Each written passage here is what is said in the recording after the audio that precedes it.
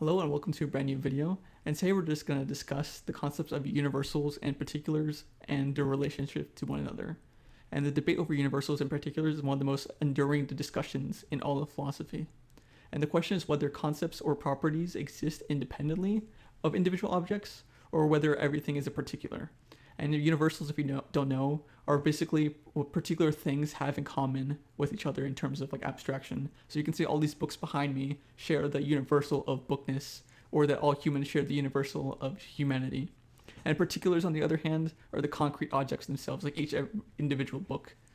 And in this video, we'll explore like different theories regarding the relationship between universals and particulars, and going over like ancient philosophers like Plato and Aristotle, while also looking at the Islamic and Christian traditions as well.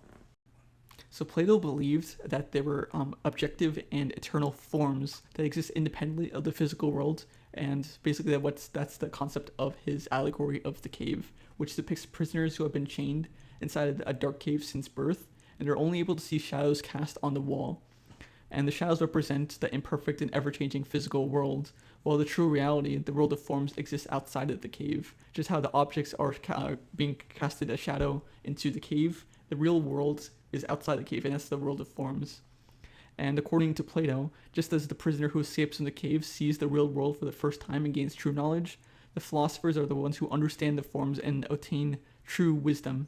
And if you want to know more about Platonic philosophy, I had a video on Plato's The Republic. You can go check it out. So basically, he believed that the physical world is a mere reflection of these forms. For example, you can have a form of a perfect circle, which is perfect and eternal, and all circles that we have in the physical world are basically imperfect copies of the perfect form of a circle. And while material things are constant and constantly moving or in flux, the forms are ideal, static, definitional, and noumenal, that we can't know them until we philosophize about them. And the material things participate in the forms, and the forms are more real than what we see in front of us. And the forms are basically the universals that could be known through reason or intuition rather than the particular. And so therefore for Plato, knowledge of the forms is the only true knowledge. So Aristotle, who was Plato's student, disagreed with his teacher's philosophy and believed that universals existed within the particular. And he argued that there are no forms that exist independently of particulars, and that universals are basically common features or properties that are shared by multiple things. So for example, the property of redness exists only in the individual red object, and there's no universal redness that exists independently of those objects. So this is why in Raphael's painting The School of Athens, Plato is shown pointing up to signify the greater world of forms, while Aristotle has his palm facing the world to show that universals exist in the particulars. So Aristotle, in his book Metaphysics, brought up many objections to the theory of forms.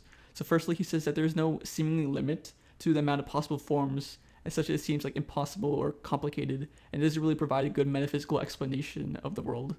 Secondly, there's no real way of knowing whether material objects and the forms are correlated. So there must be, he calls a third man to tell us that this thing correlates with the particular, or the form correlates with the particular. But how do we know the relationship between the third man and the form and the material object? There must be a fourth man. And how do we know the relationship with the fourth man and the form and the fifth man and the form? It's going to keep going on ad infinitum. And thirdly, he says that things could partake in multiple forms at the same time, which could possibly lead to problems with the theory. Fourthly, he says that it's unclear how the forms are the cause of material things, so it's kind of like a mechanistic problem. Fifth, he says it's not really pragmatic, and he gives an example of a shoemaker. The shoemaker doesn't look at the pattern of a shoe to make a shoe, or he doesn't look at the form of the shoe, he just looks at other shoes, or based off his previous experiences. So we don't really use the forms in our everyday lives, so they're kind of meaningless. Sixthly, some things can be similar to something else without being derived from it. And seventhly, how can the form of substance and form of things be isolated from the material thing that gives way to it? And this is basically his idea of hylomorphism, or basically the idea that matter and form cannot be separated. So all in all, for Aristotle, empirical knowledge is based on sense perception and is knowledge of the particular, while rational knowledge comes from the explanation of first principles, which is knowledge of the universals. And for someone like Thomas Aquinas, who is deeply indulged into Aristotelian philosophy, as most medieval thinkers were, he would go on to further elaborate on this eminent realism of Aristotle by saying that the divine intellect of God contains like the perfect archetype or forms in a way of all created things, so that you could probably say that the universals ultimately pre-exist in the mind of God. He also stated that universals exist in the human mind after being abstracted from experience. So universals exist in three ways for Aquinas. He would say before the particular, in the particular, and after the particular. So in the Islamic paradigm, we have like a figure like Ibn Taymiyyah, and he believed that he believed in the existence of universals in a way, and I'll explain that, but basically he had a different view that universals only exist in the mind rather than the external world. And the universals basically are a mental construct that one uses to categorize particular things that share common features. For example, when we talk about redness, the concept of redness is universal, but it's located in the mental construct, and it's basically used to group things together that participate in the things that are red. And this can be described as what's called conceptualism or moderate realism. And what his goal was with this was, in Islamic philosophy and Islamic theology, we want to avoid anthropomorphism or making God similar to creation. So some people came up with the idea to deny any positive attributes of God, as to avoid any ontological sharing between the attributes that would suggest like any similarities between man and creation. So if, for example, if I said that God exists and I exist, we would share the universal of existence. But Ibn Taymiyyah rejects this reasoning, as he claims that universals only exist in the mind logically rather than ontologically. So nominalists, on the other hand, argue that there's no such thing as universals at all, and they're basically concepts or merely names or labels that are given to particulars that share certain properties. So for example, again, the concept of redness is basically for them, the nominalists, a label given to a group of particulars that happen to be red, rather than a universal existing amongst all red things. And it's pretty similar to conceptualism, but the conceptualists will say it exists in your minds. They're saying it doesn't exist at all. And basically the nominalists believe that knowledge comes from observing particulars and grouping them together based on the similarities rather than abstraction. And a lot of Asharis in the Islamic traditions were nominalists, and some even interpret Ibn Taymiyyah to be a nominalist as well.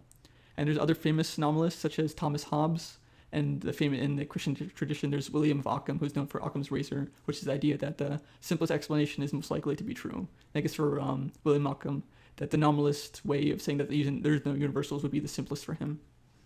There's also a thing called the problem of universals, and according to the Catholic Encyclopedia, it is, quote, the problem of universals is the problem of the correspondence of our intellectual concepts to things existing outside our intellect. Whereas external objects are determinate, individual, formally exclusive of all multiplicity, our concepts or mental representations offer us the realities independent of all particular determination. They are abstract and universal. The question, therefore, is to discover to what extent the concepts of our minds correspond to things they represent. How the flower we conceive represents the flower existing in nature. In a word, whether our ideas are faithful and have objective reality. And so at its core, the problem universal asks, do the concepts in our mind truly reflect reality? So when we think of flowerness in the example that the encyclopedia gives, does it correspond to something that's real outside of our minds, or is it just the way we group similar things together? And I think that nominalism or conceptualism even, escapes this problem. And as for my views on universal, what I personally believe in, I would probably fall closest to nominalism or conceptualism, probably depending how I'm feeling. So basically, thank you for watching this video, and hopefully that made things easier to explain, and I hope you know now the difference between universals and particulars. And like always, please subscribe and like the video, and please share it.